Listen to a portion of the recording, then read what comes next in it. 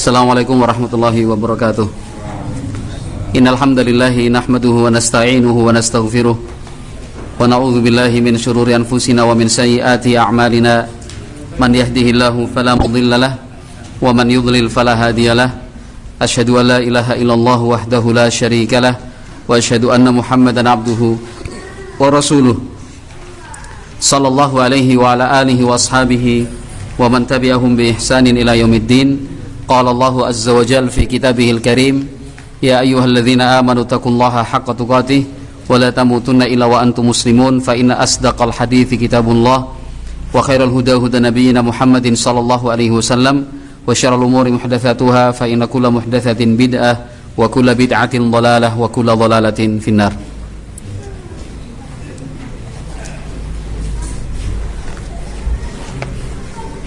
Malam ini hadis yang ke-315 dan selanjutnya.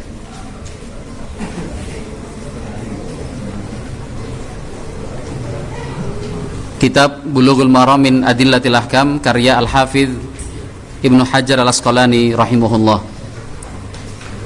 Qala Al-Hafidz Ibnu Hajar rahimahullah, wa an Wa'ili Ibni Hujrin radhiyallahu anhu qala sallaitu ma'an nabiyyi sallallahu alaihi wasallam fakana yusallimu an yaminihi assalamu alaikum warahmatullahi wabarakatuh wa an shimalihi assalamu alaikum warahmatullahi wabarakatuh.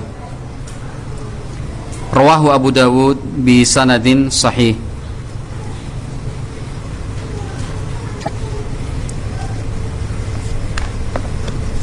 Kita terjemahkan. Wa an Wa'il bin Hujrin. Apa artinya wa an Wa'il? Dan dari sahabat Wa'il bin Hujr radhiyallahu ta'ala anhu.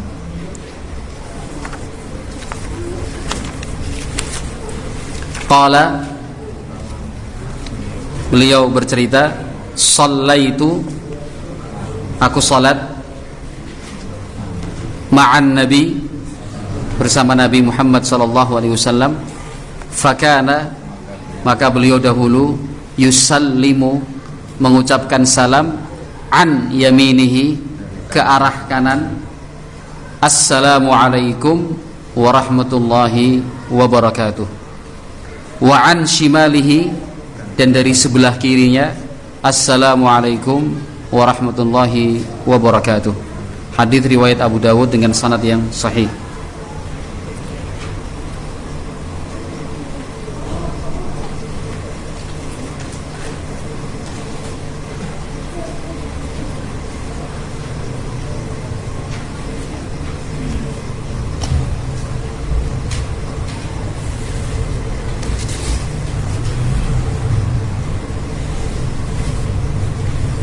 Baik. Kemudian yang selanjutnya hadis yang ke-316. Ini semua terkait dengan doa-doa. Qala rahimahullah, wa 'anil Mughirah bin Syu'bah radhiyallahu anhu anna Nabiyya sallallahu alaihi wasallam kana yaqulu fi duburi kulli salatin maktubatin la ilaha illallah wahdahu la syarika lah, lahul mulku wa lahul hamdu wa huwa ala kulli syai'in qadir. Allahumma la mani'a lima a'taita wa la mu'tiya lima mana'ta wa la yanfa'u dzal jaddi minkal jaddu, muttafaqun alaih. Kita terjemahkan juga wa 'anil Mughirah bin Syu'bah, dari sahabat Al-Mughirah bin Syu'bah, anna nabiyya, bahwasanya Nabi Muhammad sallallahu alaihi wasallam, kana, dahulu, yaqulu, berdoa, fi, pada, duburi, akhir, kulli salatin maktubah, setiap salat wajib. Apa yang beliau baca dalam doa tersebut? La ilaha illallah wahdahu la syarikalah, lahul mulku wa lahul hamdu wa huwa ala kulli syai'in qadir. Allahumma la mani'a lima a'taita wa la mu'tiya lima mana'ta wa la yanfa'u dzal jaddi minkal jaddu. Hadis riwayat Bukhari dan Muslim.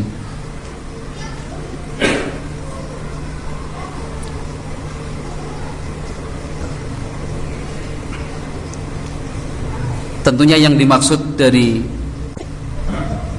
perintah berdoa di dalam Islam, baik di dalam salat maupun di luar salat, tidak sebatas mengucapkan dan mengeluarkan suara, tetapi yang lebih penting dan inti dari doa adalah meresapi dan menghayati setiap kata dari doa yang kita ucapkan. Nah, untuk sampai tingkatan seperti ini memang perlu waktu yang panjang, tidak mudah memang ketika kita berdoa mengucapkannya dan juga kita fahami dengan sepenuh hati. Nah, padahal tiap-tiap doa yang diajarkan oleh Nabi Muhammad SAW kandungan maknanya sangat luar biasa. La ilaha illallah wahdahu la syarika lahu. Tidak ada sesembahan yang berhak diibadahi kecuali Allah semata, tidak ada sekutu untuknya baginya. Lahul mulku, kekuasaan itu hanyalah mutlak milik Allah Subhanahu wa taala. Walahu alhamdu, dan semua pujian itu hanyalah milik Allah Subhanahu wa taala. Dua kata terakhir ini saja seandainya kita fahami dengan baik, itu sudah akan menjadi sebuah dorongan atau motivasi besar untuk kita dalam semangat tetap hidup di dunia, nah, mencari ridha dari Allah Subhanahu wa taala. Lahul mulku, artinya segala kekuasaan itu adalah hanya milik Allah Subhanahu wa taala. Tidak ada yang punya kekuasaan dan tidak ada yang punya kuasa di alam semesta ini kecuali dengan seizin dan kehendak dari Allah Subhanahu wa taala. Maka di dalam Al-Qur'an Allah Subhanahu wa taala perintahkan Nabi Muhammad sallallahu alaihi wasallam, "Qulillahumma malikal mulki tu'til mulka man tasya wa tanzi'ul mulka mimman tasya wa tu'izzu man tasya wa tudhillu man tasya biyadikal khair innaka ala kulli syai'in qadir." Kan itu. Ya.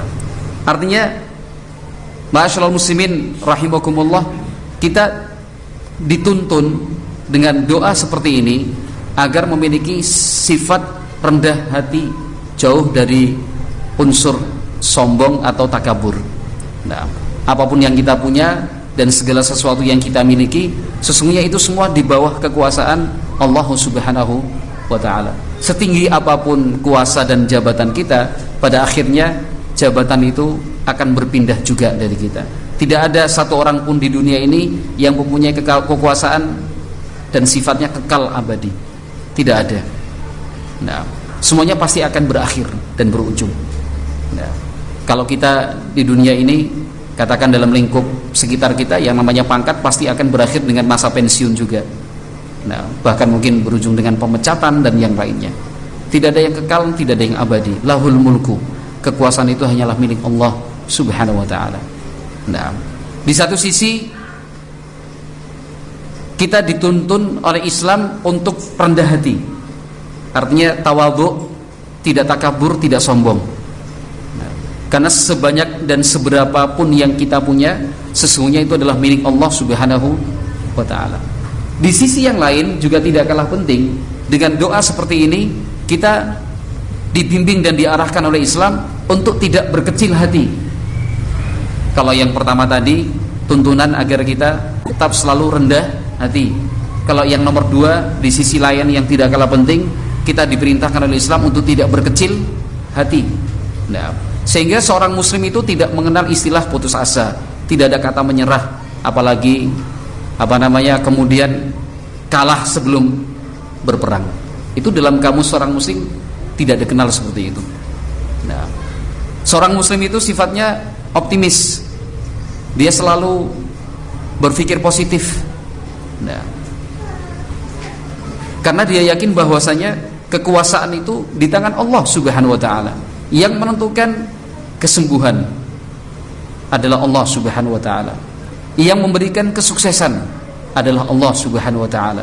Yang memberikan kesempatan untuk memiliki harta benda, kaya raya adalah Allah Subhanahu wa ta'ala.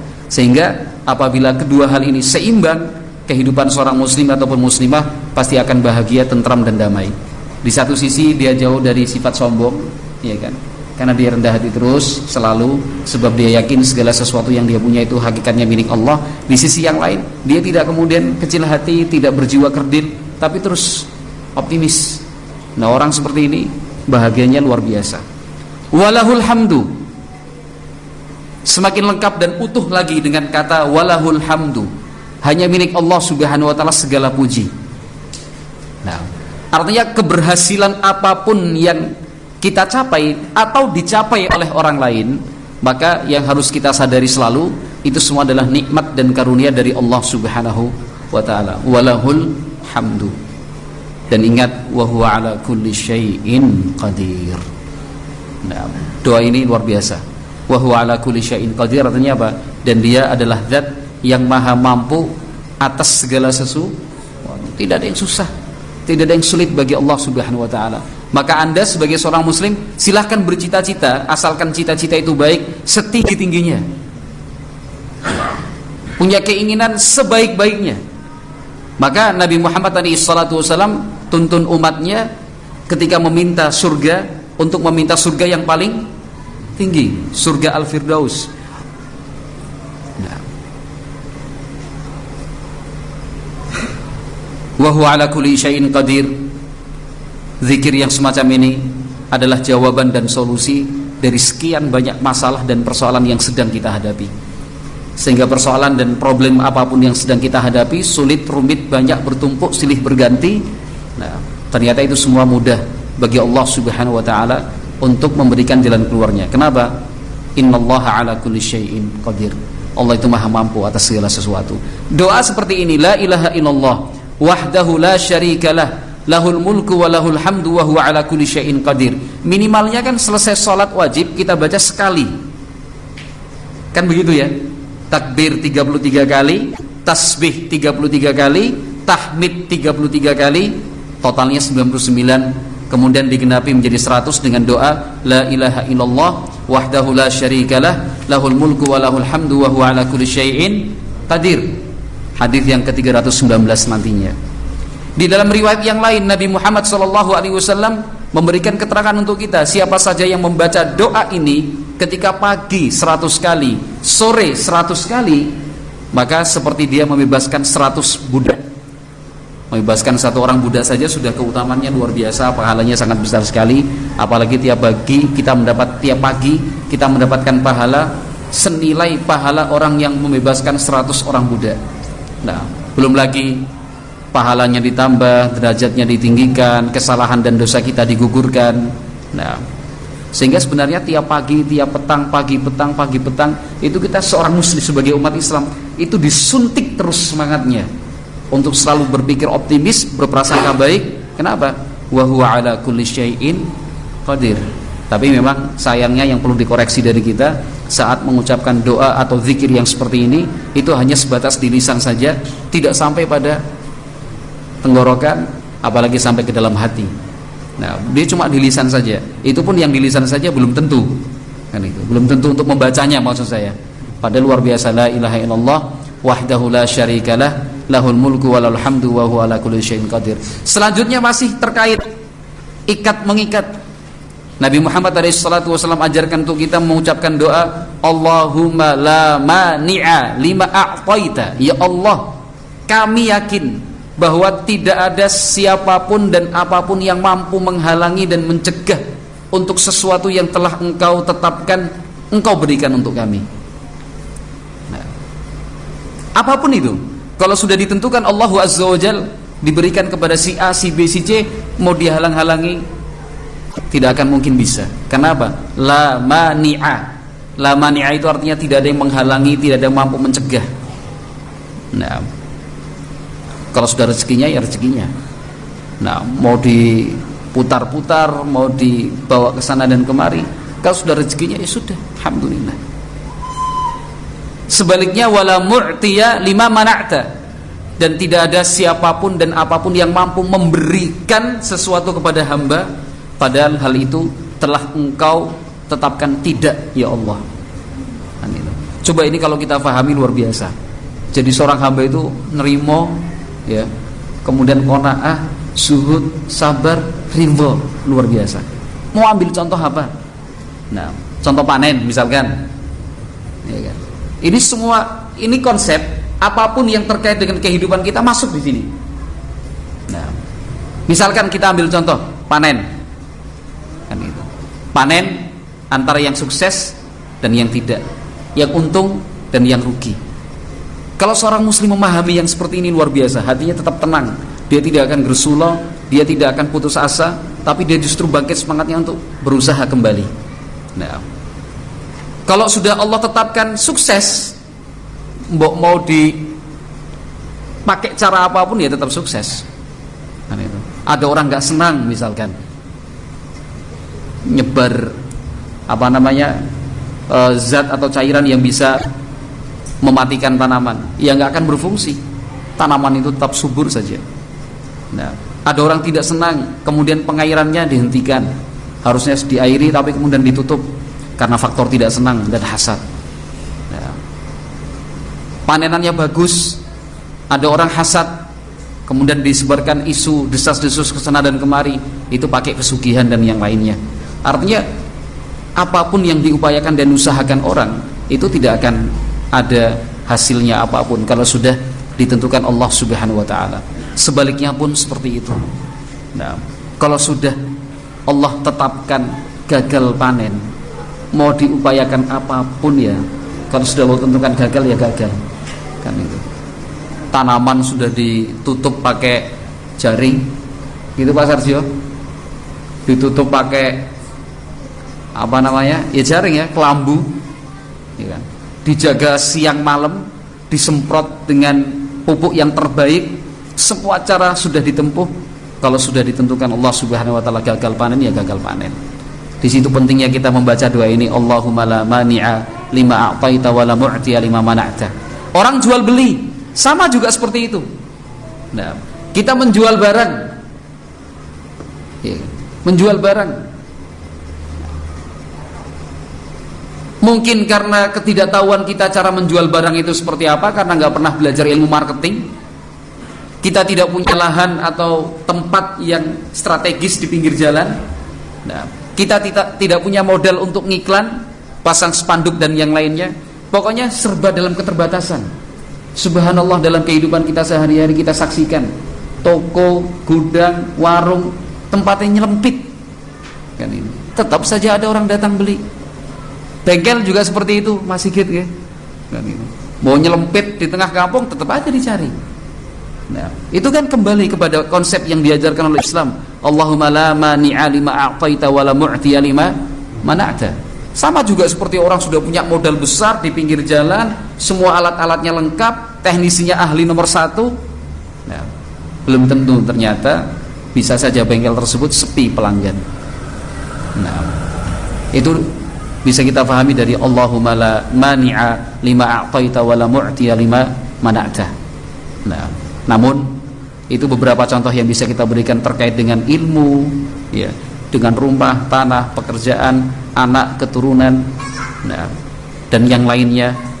Akhirnya berpulang dan kembali kepada ketentuan dan kehendak dari Allah Subhanahu wa taala. Namun kita sebagai seorang muslim dididik oleh Islam untuk selalu optimis.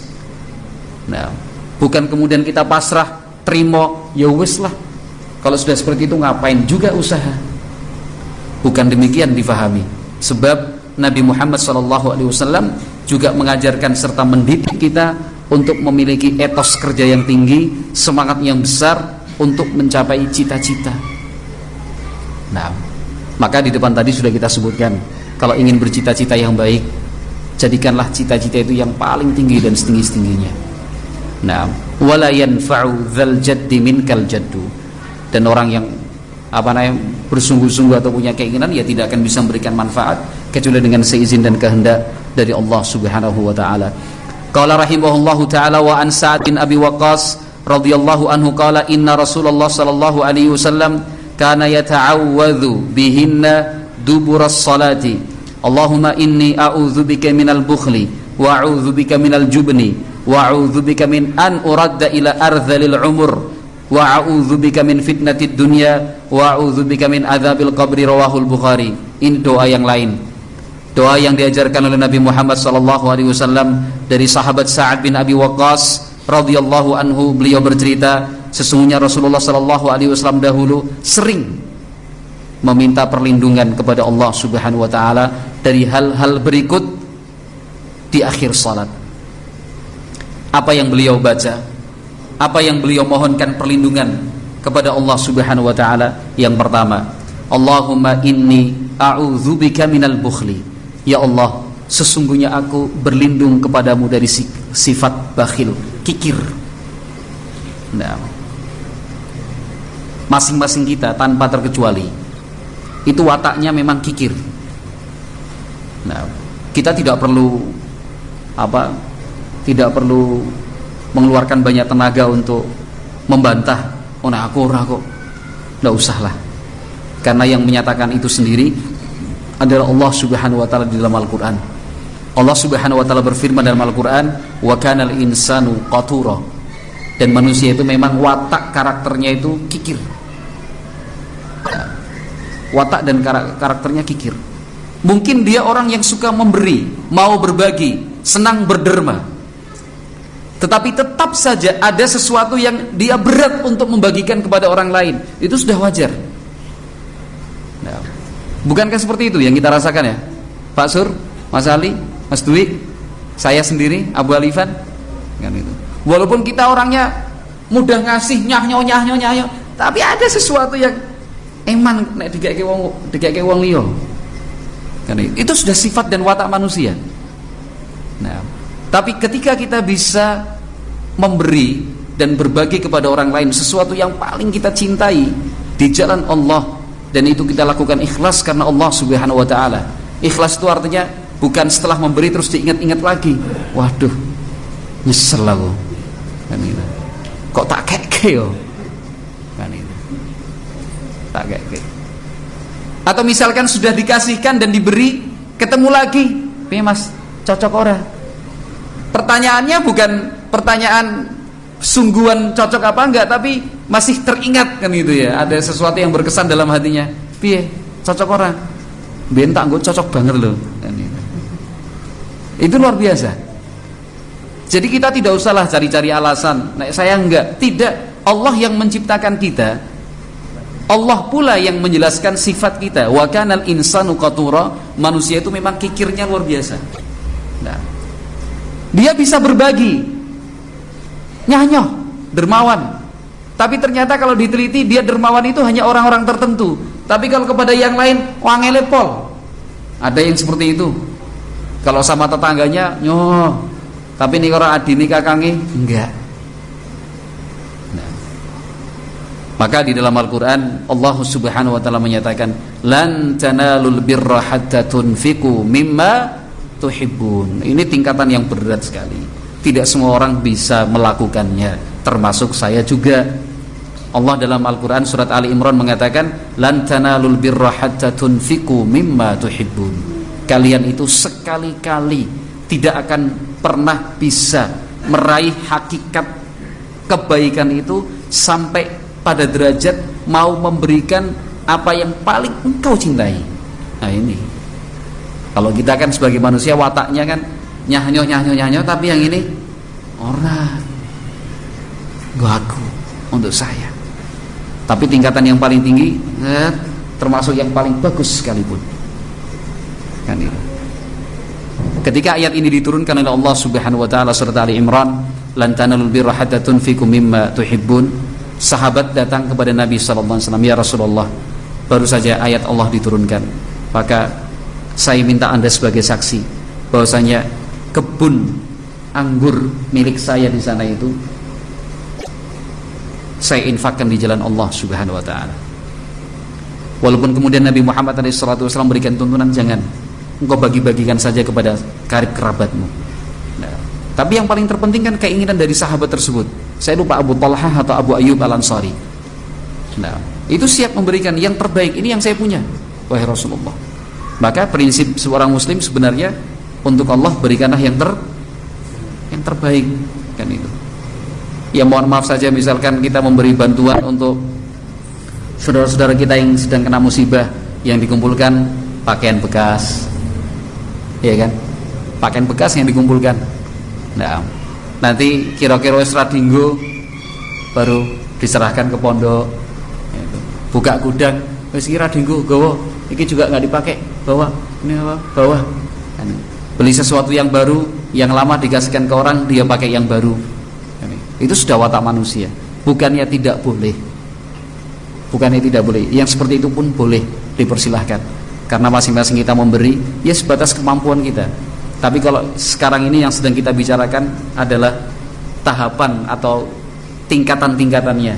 Tingkatan yang paling tinggi itu adalah lan tanalul birra hatta tunfiqu mimma tuhibbun. Ya paling tidak kita selalu berdoa kepada Allah, Allahumma inni a'udzubika minal bukhli. Ya Allah, sesungguhnya aku selalu berlindung kepadamu dari sifat kikir, bakhil. Selanjutnya wa a'udzubika minal jubni, dan aku berlindung kepadamu ya Allah dari sifat penakut. Jubn itu artinya penakut. Nah, penakut dalam arti yang negatif yang kita kenal selama ini. Nah, penakut untuk menyampaikan kebenaran, takut untuk mengingkari kemungkaran, juga masuk dalam doa seperti ini. Nah, atau takut kepada sesuatu yang tidak beralasan sama sekali, lewat tempat yang gelap lah, lewat kuburan lah, lewat bawah pohon beringin lah, kan itu ya. Kamar mandinya ternyata ada sekitar 11 meter, 15 meter dari rumah, harus keluar dulu lah, akhirnya diampet, ngompol akhirnya, kan itu. Di dalam Islam yang namanya penakut itu tidak diperbolehkan. Nabi Muhammad SAW itu adalah orang yang paling pemberani. Nah, Nabi Muhammad SAW adalah orang yang pemberani.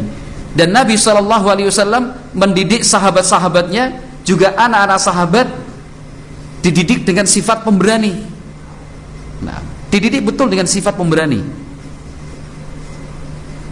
Nah, mereka sahabat-sahabat Nabi juga anak-anak yang kecil itu sama sekali tidak takut dengan apapun. Yang mereka takuti hanyalah Allah Subhanahu wa ta'ala.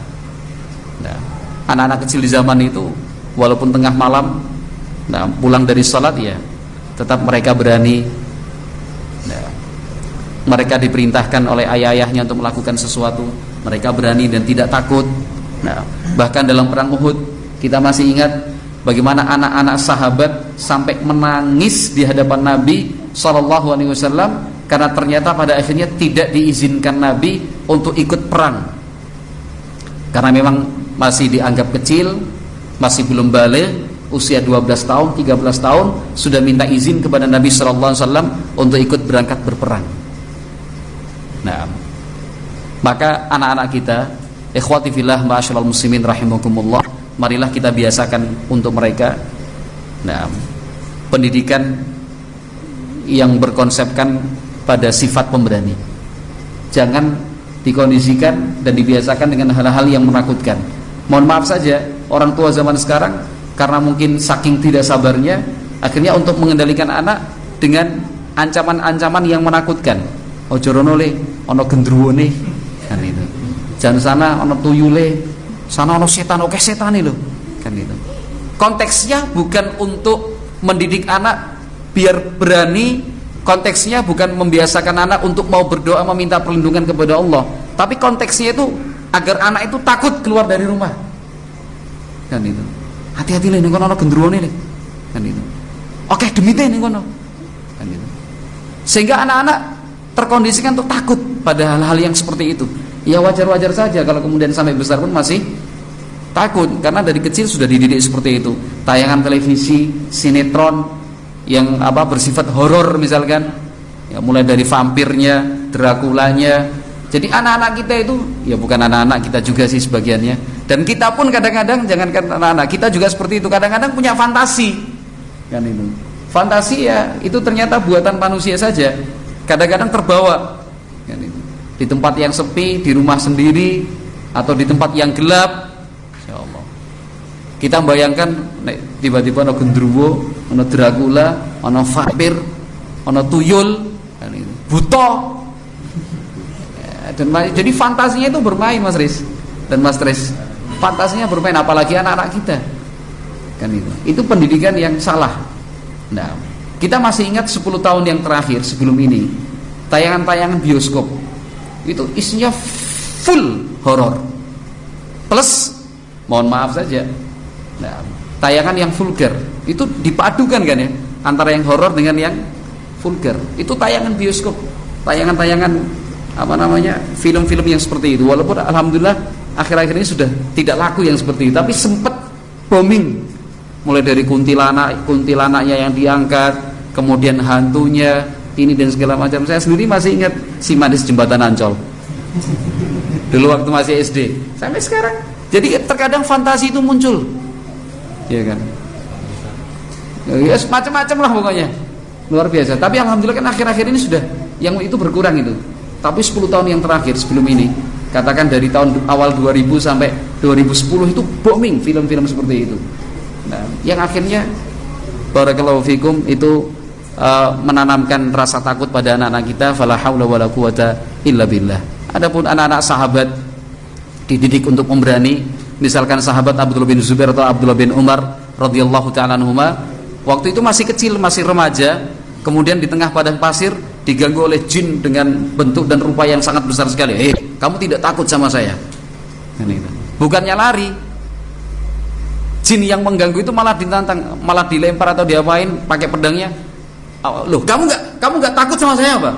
Jinnya yang lari. Jin yang mau ngancem balas dia ancem. Sekarang ya lari terbirit-birit kan. Kalau kartunnya kakinya langsung kalau kartunnya ya kan Mas Dadang ya, Ghostbusternya itu loh ya, itu. Insya Allah anak-anak kita pemberani lah, anak-anak kita pemberani. Makanya perlu Pak Amin, jerit malam itu memang perlu untuk pendidikan anak-anak kita kan gitu.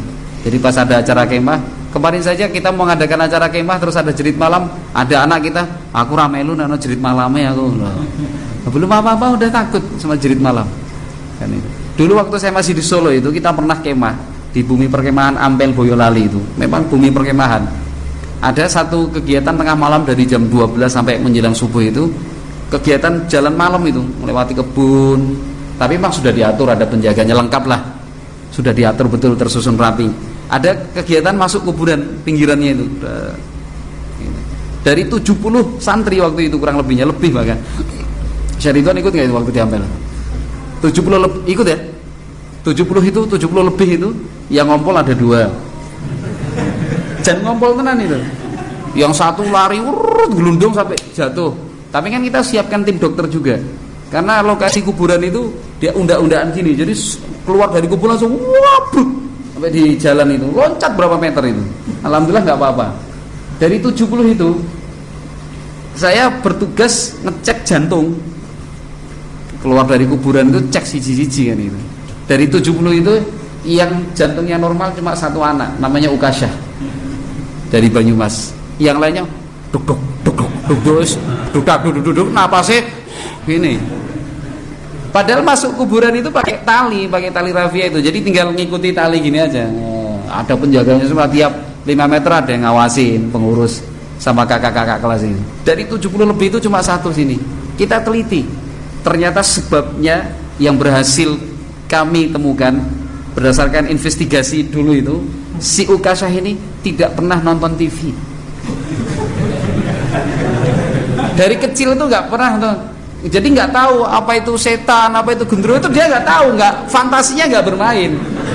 Tapi yang 69 lebih yang lainnya itu takutnya apa? Karena bayangan gendruwo, vampir, Dracula, tuyul. Jadi jalan tengah malam itu sing dibayangkan nek tiba-tiba gitu. Kalau kita semua kan udah pernah nonton ya. Fantasinya masih bermain atau enggak lagi? Mandan ya? Jangankan anak-anak, wong tua dicul ning bukit gitu aja udah ngeri deh. Iya. Insya Allah kita programkan lah buat anak-anak kita biar mereka pemberani ya Pak Amin ya. Berani dalam arti yang sesungguhnya lah. Berani bertanya ketika kita buatkan rute. Pokoknya tidak ada yang membimbing, walaupun tetap ada yang ngawasi. Pak, tugasmu kalau kamu nggak tahu jalan tanya pokoknya. Jadi Pak, saya mau ke sini lewat mana? Biar anak-anak kita itu pemberani. Kemudian doa yang selanjutnya, wa'udzubika min an uradda ila ardhalil umur. Dan aku berlindung kepadamu ya Allah agar tidak dikembalikan kepada umur yang paling rendah. Di sini artinya adalah menjadi orang pikun. Nah, pernah menyaksikan orang tua yang pikun? keadaan dan kondisinya kan sangat menyedihkan sekali, mohon maaf, menyedihkan sekali, betul-betul pikun, betul-betul lupa. Nah, makan susah, minum susah, mohon maaf, bahkan barang yang kotor saja itu dimakan, iya kan? Buang air besar, buang air kecil sembarangan. Pokoknya sudah bisa bayangkan orang pikun seperti apa? Pak Dadang bisa ya? Pernah jadi orang pikun? Ha? Pernah nolong orang pikun jatuh kali. Susah kan orang pikun itu ya? Itu yang disebut dengan ardhalil umur. Jadi usia dan umur yang paling menyedihkan dan membuat kita terhina di depan orang banyak. Kan itu. Apalagi mohon maaf, kalau kemudian di akhir umur sesuatu yang saat di usia muda, kesalahan yang kita lakukan itu kemudian tanpa kita kendalikan untuk keluar. La haula wala quwwata illa billah. Jangan sampai itu kan ya.